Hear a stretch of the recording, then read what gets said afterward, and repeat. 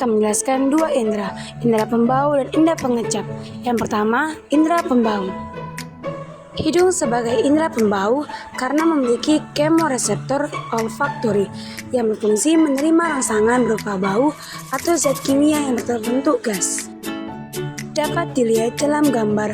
Gambar tersebut adalah epitelium olfaktori. Adapun penjelasan singkat bagian epitelium olfaktori adalah sebagai berikut. Bulbus olfaktori, tempat pertama pengolahan rangsang bau sebelum dikirim ke otak.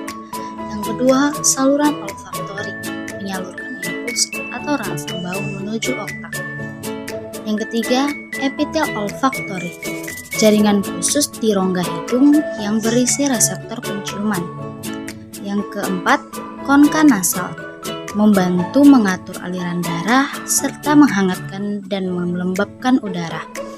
Yang kelima, neuron olfaktori atau reseptor olfaktori, sel saraf penerima rangsang bau.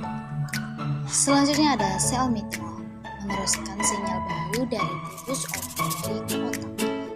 Filamen saraf olfaktori, serabut saraf pembawa impuls bau bulbus olfaktori. Tulang etmoid, tulang tempat lewatnya saraf penciuman dari hidung ke otak. Kelenjar olfaktori, menghasilkan lendir atau mukus. Mukus melarutkan molekul bau agar mudah dideteksi reseptor. Silia olfaktori, rambut halus yang menangkap molekul bau.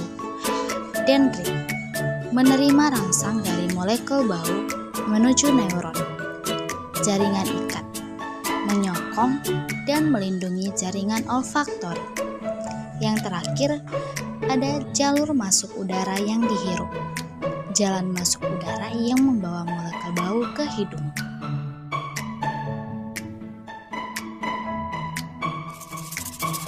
Adapun gangguan indera pembau, yang pertama hiposmia atau indera penciuman kurang mampu mencium bau, dan anosmia, indera penciuman sama sekali tidak dapat mencium bau. Yang kedua, hiperosmia atau lebih peka terhadap bau-bauan. Yang ketiga, sinusitis, yaitu radang tulang-tulang tengkorak di sekitar hidung yang berongga dan berisi udara. Yang keempat, yaitu pembengkakan jaringan yang terjadi di dalam hidung dan mengeluarkan banyak lendir atau cairan. Sampai disitulah sedikit penjelasan dari indera pembau atau hidung. Baik, kita akan lanjutkan penjelasan tentang indera pengecap atau lidah.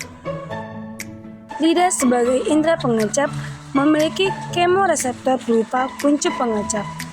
Kuncup pengecap terdapat pada papila lidah, palatum atau langit-langit, lunak, epiloktis, dan faring. Papila lidah dapat dibedakan menjadi 4 bagian. Yang pertama, ada papila filiformis, berbentuk kerucut, kecil, menutupi bagian dorsum lidah atau permukaan atas, dan tidak mengandung kuncup pengecap. Yang kedua, papila fungiformis, berbentuk bulat, banyak terdapat di dekat ujung lidah, dan mengandung 5 kuncup pengecap pada setiap papila. Selanjutnya ada papila circumvallata, berbentuk menonjol dan tersusun seperti huruf V, banyak terdapat di bagian belakang lidah, serta mengandung 100 kuncup pengecap. Dan yang terakhir ada papila foliata, berbentuk seperti daun, terletak di bagian tepi pangkal lidah dan mengandung sekitar 1.300 kuncup pengecap di setiap lipatannya. Kuncup pengecap terdiri atas sel-sel penunjang dan sel sensor atau sel pengecap yang berambut. Substansi yang dirasakan harus berbentuk cairan atau larut dalam air lidah. Area kepekaan rasa lidah adalah sebagai berikut. Yang pertama yaitu pengecap rasa manis terdapat di bagian ujung lidah. Yang kedua, pengecap rasa asin terdapat pada hampir seluruh area lidah, tetapi reseptor banyak berkumpul di bagian samping. Yang ketiga, pengecap rasa asam terdapat di bagian samping lidah agak ke belakang. Dan yang keempat, pengecap pahit terdapat di bagian belakang pangkal lidah. Baik, sampai sini penjelasan dari kelompok kami. Sekian dan terima kasih. Jangan lupa like ya.